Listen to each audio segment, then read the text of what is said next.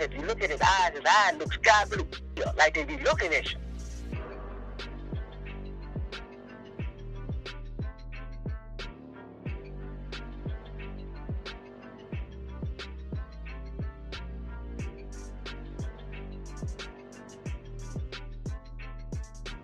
That boy was in that status. So now, so you can really, you think you can put it to her, but you make that story back up. More than a year ago, my daughter showed me a tweet and a photo about a boy they called Dead Darrius. It's an eerie photo, one of the creepiest I'd ever seen. Dead Darrius was allegedly a little black boy who was murdered or killed in Birmingham, Alabama, possibly in the 1950s or 1960s. His mother was supposedly so distraught that she took his dead body, stuffed or waxed it, and sat it on the front porch for all to see. For decades, members of this very small Birmingham community passed by the house to see the alleged mummified remains of Dead Darrius. Now, at some point, the mother died. The body disappeared from the porch, and no one ever saw the family again. So who was this boy? Who was the family? And why doesn't anyone know who they were? I mean, it's 2020. And people are still talking about this story. It's been passed down for decades, so it has to be true, right? At this point, I don't know if it's a true story, a true crime, or just an urban myth. But whatever the case, this photo intrigued me, and I just had to investigate the legend of Dead Darrius.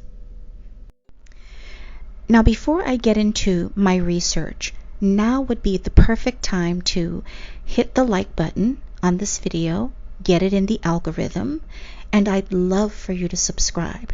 I'll give you a minute.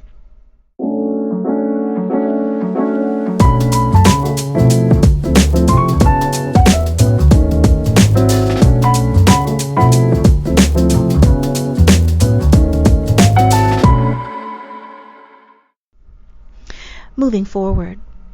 Now, some Birminghamians believe Dead Darrius was murdered. Others say he was killed while riding his bike, and then his distraught mother stuffed his body and waxed it so she could keep her precious boy with her forever.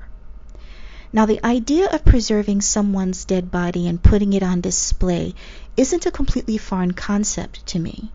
In places like Puerto Rico, I've seen it done a lot. My husband also said that he's heard of it in places like Mexico. But in Birmingham, Alabama, in the 1950s or 60s, that sounds so bizarre. To get to the bottom of this small town mystery, I started with that tweet.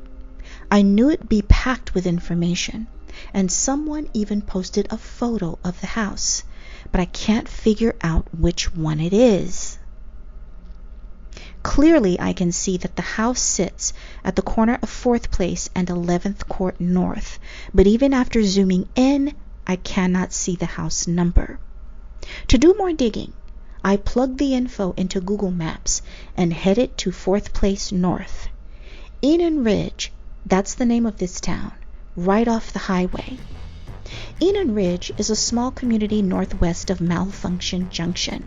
Many black workers lived there, but it later became a prime community for high society and professional African Americans. There were black doctors, black teachers, and political leaders. Notable residents include big band leader and jazz musician Erskine Hawkins, and the prestigious educator and women's rights advocate Carrie Tuggle. It's also the home of Tuggle Elementary School. If Dead Darrius lived in this area, he would have most certainly attended this school. Now, I called Tuggle Elementary and the local fire department. I also talked to several people in the area who had heard the story.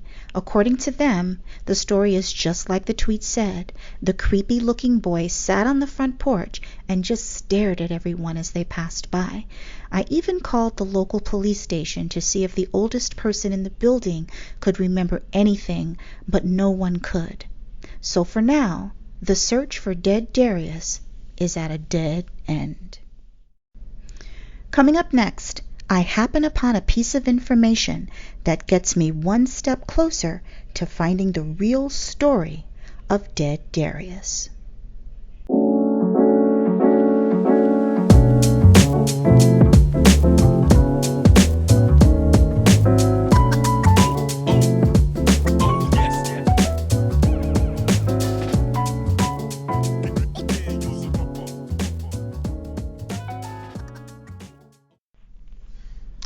Okay, moving forward.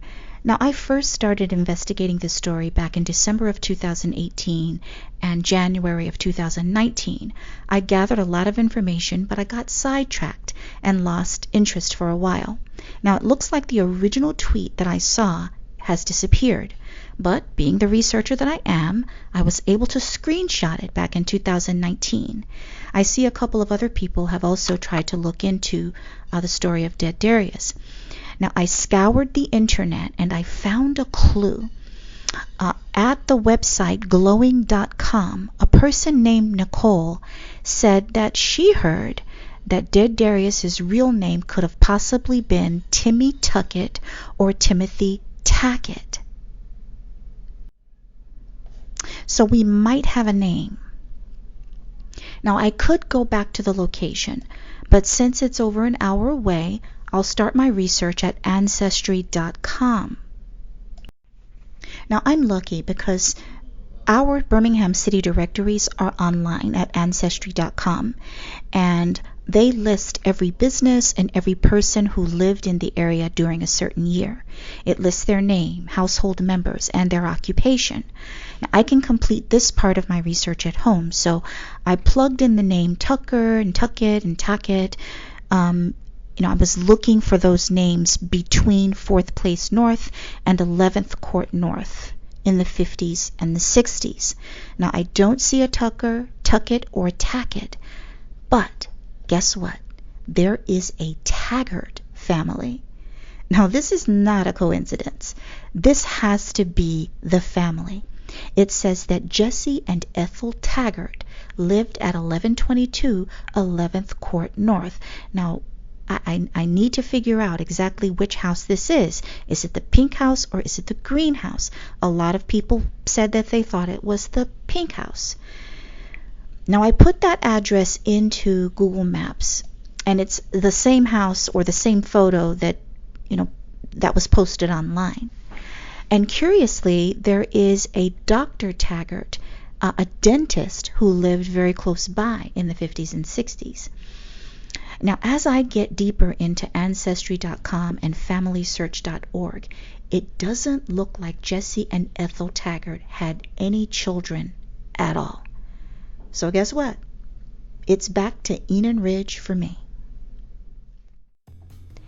So I canvassed the neighborhood, knocking on doors, and finally I came across a guy who said, you know what?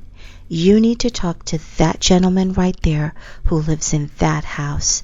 He knows it all. So I knocked on the door, and Mr. Cleophas Riles Jr. answered, a prominent member of the Enon Ridge community. He told me he remembered the Taggarts, and he even showed me Dr. Taggart's house, which was right across the street. I'd like to know that story. Okay. Well, listen, I tell you what. Well, come on in. Okay. Okay. In front of the cemetery, Right, the right. first house on this corner Right, in front of you. exactly, right. That was Dr. Taggart. Yes, right.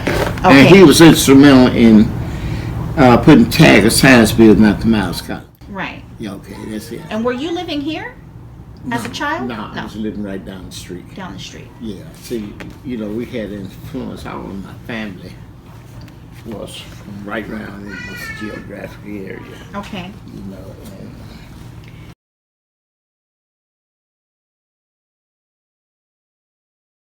Yeah, it was at the Green. The Green. That was the brother. You know, after he passed, then the brother got the statue. He lived in the greenhouse. But not the pink one on the end. No. Oh. No, who told you that? I continued my conversation with Mr. Cleophas Riles, who told me at one time the home of Dr. Ernest Taggart was a glorious one, where many swanky parties were held. Dr. Taggart was a dentist, and his wife Essie was the secretary-treasurer at Miles College. The young people used to peek through the gates of their home to see what was going on. There were lots of well-dressed black people, and on a Friday and Saturday night you could see the Taggarts heading to the cozy Afro Club high atop Enon Ridge. I went to both Dr. Ernest Taggart's former home and Jessie Taggart's former home, but could not get an answer. The best thing for me to do at this point is to find some relatives of the Taggarts. I began searching through databases until I came upon the name of a man named Lee Taggart. Lee Taggart of Alabama told me he was the great-nephew of Dr. Ernest Taggart and Jessie Taggart. He agreed to talk to me and tell me what he knew. Everybody that like Miss Trotter that stayed next to her, she deceased. Miss Grant, she dead. Mr. Walker dead. Dr. Brewer dead. I mean, everybody that really know something about this dead. You know. Okay, now the pink house that's sitting on the corner, that's Miss Ophelia's house.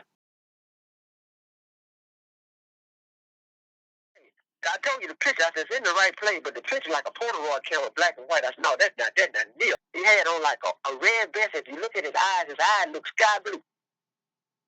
They look real, like they be looking at you. So if you'd have had the picture of the original, way it looked, that right there looked like, oh, no, that don't even come close. Now, Lee Taggart was really shocked that this photo is circulating all over the internet. He had never heard of the name Dead Darrius, but he remembered the scandal surrounding the boy on the porch. And Rena, the lady that a friend of mine that I'm dating, and she remembered that every year that they would put clothes on it, but they would change the clothes on it in winter time, and then in the summertime they would put different clothes on it. And the traffic was so heavy on both sides, they'd be bagged up like for miles, because people thought that it was really, really real there. And as far as the police, they had to investigate because they were backing up traffic. The traffic was backing up too much. And so the little boy on the statue was sitting right here in this area right here. He was in this area right here, and he was sitting down, and he looked at real. They didn't want to bury him, so they had him stuffed in a statue. And for many, many years, this attracted a lot of attention, and the cars were lined up all the way up to Tugger. They had stuff that's supposed to be her only child. So, the little boy used to sit right here and look down the walkway and looking at us, as that's what we felt. So when you see the little boy during the different days, if it was cold, he had on a jacket, he had on a hat, he was fixed up like a little child that was for the winter time. When the summertime came, she had him on shorts, had him on a shirt. And then a lot of kids would come by, and I'd be out there visiting. They'd go by there. I ain't going by that. Hey. And then, so that's why they had to move it off the point back there, because they were trying to see was it real. And it would be traffic be jammed up on both sides. I mean, it just blocked the streets like miles, and it's just like, so the police, they had to do something, wonder why would that traffic being congested like that. They came out, my uncle said they came out and did an investigation of the statue. They had to. If you knew how much traffic was backed up at that time and how real everybody was thinking it was, the rumor was too strong. That if you could see the traffic that was backed up on both sides, it would be unbelievable. I contacted the police department that would have investigated that case, but I was told by investigators that they no longer had records from the 50s or 60s because a fire destroyed all of the records some years later. But we do know at least that they did come out And according to Lee, they checked the statue to make sure there were no remains stuffed inside, and also to make sure that it was indeed a statue and not a real body that had been preserved. And I learned something else that was very interesting. Lee Taggart said he had no idea who Darrius was. He had never heard of that name. And he said Jesse and Ethel had no children. Now I wanted to know what happened to that statue. Lee said he did not know what happened to the statue. The Taggarts died. Ethel died in 1989, and her husband Jesse died in 1996. Lee says he doesn't know what happened to the statue after that, but he told me to contact a Mr. McShann, a Charles McShann, because he would probably know what happened to it. Now, before I get to Mr. McShann, let's backtrack to Mr. Cleophas Riles. Mr. Riles said Dr. Taggart took a lot of exotic vacations, and he'd pick up rare items during his travels. Dr. Taggart brought back the dead Darrius statue from the New Orleans World Fair in the 1950s. Now, Dr. Taggart died in 1968, and the statue, which had originally been inside of his house, was moved to his brother Jesse Taggart's house a couple of streets over. That had to be the first time anyone glimpsed it, so it looks like the dead Darrius rumors started then.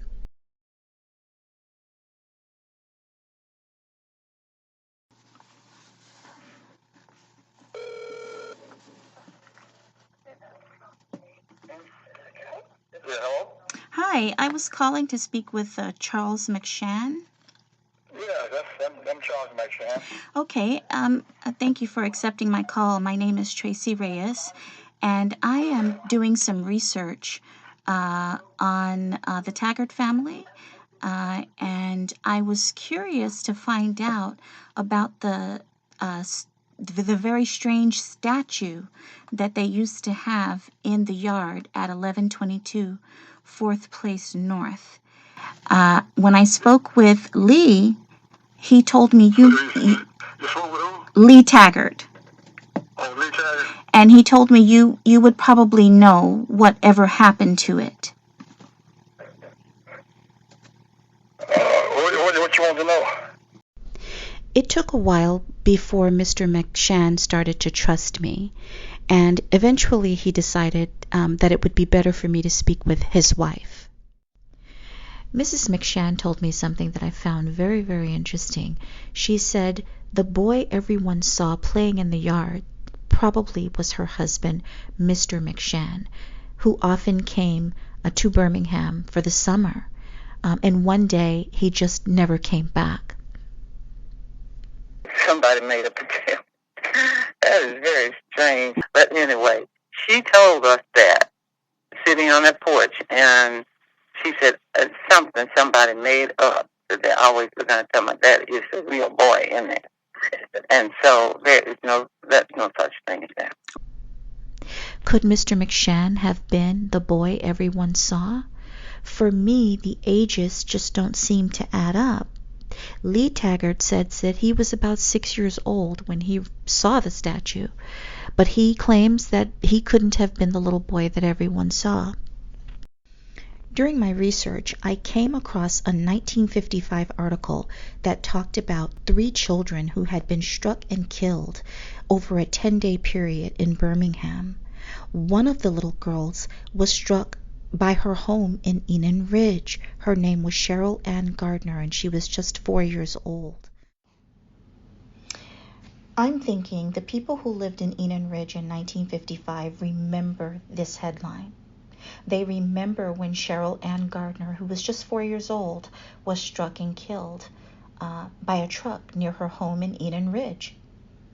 I believe that after the statue appeared on the Taggart's porch, and after the little boy, who could have possibly been Mr. McShann, disappeared, I think all of these faulty recollections fused together to create one big story, a story that has lasted for decades.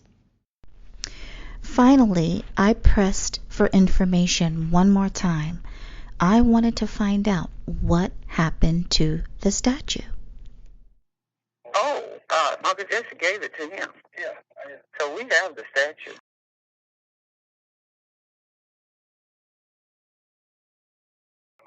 Yeah, he told Tom to take the boy and put him in the backyard right before he passed. Yeah. So we've had the statue for a long time. He would say that he wanted the statue moved out the back because people kept hitting it and jumping over the fence and trying to take it and all kinds of things. So he put chains around it, and we didn't like that. So he said, well, y'all take it and carry it to Huntsville and put it where nobody will get it. He did not know who the people were most of the time because they would stop at night and go out there and all that kind of thing. So he just told us to take the statue away, and we did.